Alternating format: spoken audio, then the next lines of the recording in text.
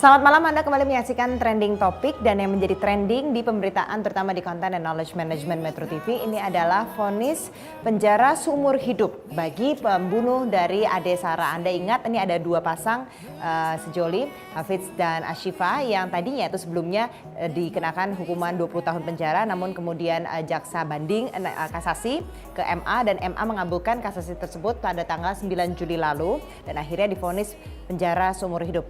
Kami akan review lagi kasusnya seperti apa supaya Anda teringat kembali, karena memang ini kasus yang cukup diikuti terus pada saat itu oleh media dan juga oleh netizen. Simak informasinya berikut ini. Mahkamah Agung memperberat hukuman bagi dua terpidana pembunuh Ade Sarah, yaitu Imam Al-Hafiz dan Ashifa Ramadhani, dengan hukuman penjara seumur hidup. Vonis ini jauh lebih berat dari yang dijatuhkan oleh Pengadilan Negeri Jakarta Pusat yang mengganjar keduanya dengan hukuman 20 tahun penjara. Majelis Hakim yang terdiri dari Hakim Agung Andi Abu Ayyub Saleh, Margono, dan Dudu Duswara meyakini perbuatan Hafiz dan Ashifa sangat biadab dan di luar batas kemanusiaan.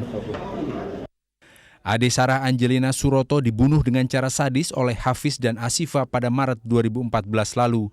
Karena motif sakit hati, kedua pelaku menyekap dan menyiksa korban di dalam mobil. Jenazah Ade Sarah kemudian dibuang dan ditemukan dalam kondisi mengenaskan di pinggir jalan tol Lingkar Luar Jakarta, Ruas Bintara, Bekasi Timur. Tim Liputan Metro TV. Sudah bersama dengan kami di sini orang tua dari almarhumah Ade Sarah, ayahnya Bapak Suroto dan juga ibunya Ibu Elizabeth Diana Dewayani, ya Bu ya, betul ya? Saya ingin tanya pendapat Bapak Ibu ketika sudah sekarang MA berhasil mengabulkan kasasi jadi penjara seumur hidup bagi pembunuh Ade Sarah. Tanggapan Anda bagaimana ketika mendengar vonis seumur hidup ini?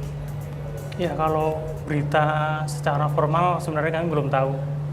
Belum ada informasinya? Iya, hanya tahu tadi pagi dari rekan-rekan media yang menanyakan bahwa bagaimana tanggapannya atas kasasi yang dikabulkan ini. Itu sih sebenarnya kalau secara formal belum tahu, secara resminya belum tahu. Apa yang ada di pikiran Bu Elizabeth gitu ya ketika vonis seumur hidup gitu untuk mereka berdua? Saya jujur sangat terkejut ya, karena saya menganggap bahwa saya kira vonisnya ya sudah 20 tahun gitu. Kalau sebagai orang tua ya saya tentu saja tega gitu. Nggak tega justru? Justru nggak tega kalau sampai meskipun sudah membunuh adik sampai di penjara seumur hidup, Ibu Elizabeth nggak tega mereka gimana ya, saya tuh takutnya gini, 20 tahun itu kalau saya menginginkan sesuatu yang lebih untuk membuat mereka berdua lebih menderita, maka saya akan diperhitungkan berdosa oleh Tuhan. Jadi saya nggak itu aja. Jadi kami berdua sebetulnya juga agak terkejut gitu.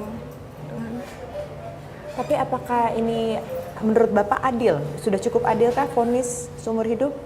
Kalau bicara adil atau bicara tentang puas, saya sulit untuk mengungkapkan itu karena semuanya udah terjadi dan sekarang nggak mungkin akan kembali lagi.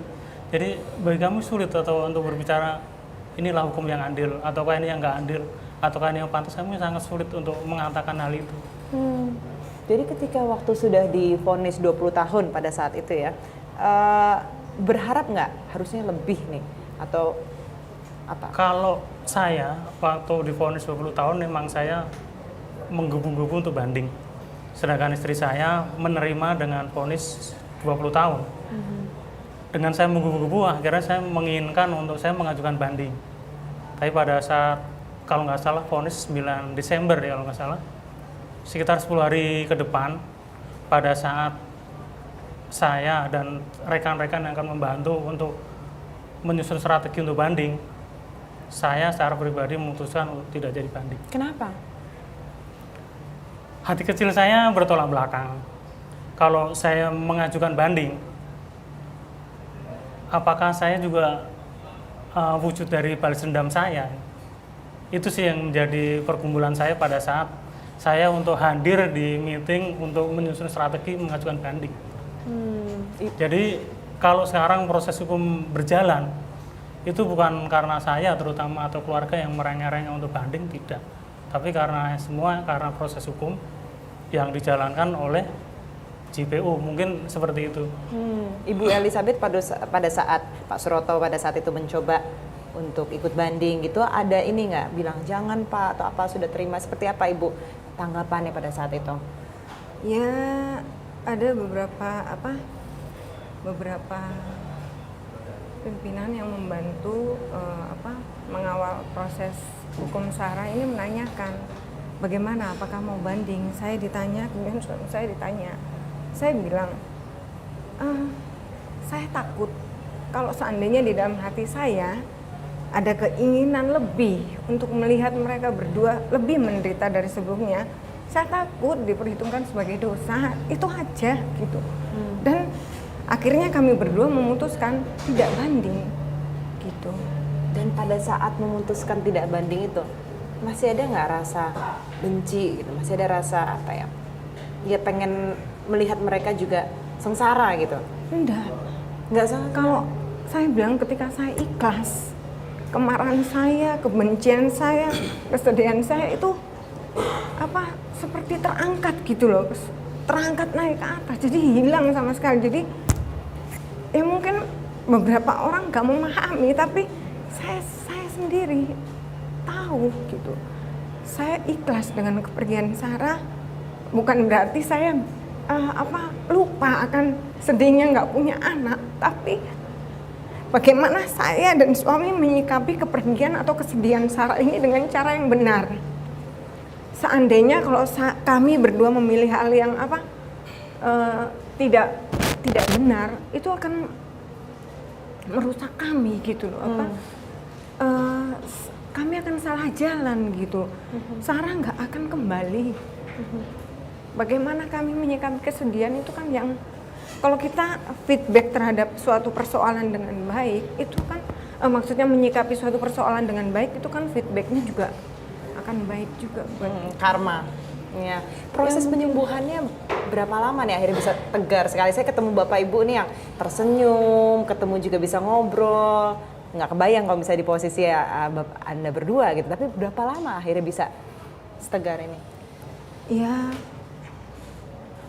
kalau berapa lama ya sudah pasti ya berangsur-angsur ya. Bahkan sekarang mungkin masih juga dalam tahap recovery gitu. Tapi yang saya tahu, saya nggak ada dendam, dan untuk melihat keduanya lebih mengalami hal yang buruk itu enggak, sungguh. Kami berdua lebih mendekatkan diri sama Tuhan aja gitu. Oh, Bapak gimana? Ininya healing proses tadi kan Anda bilang 6 bulan itu paling beratnya gitu dirasakan. Iya. Di 6 bulan pertama itu emang sangat-sangat sulit ya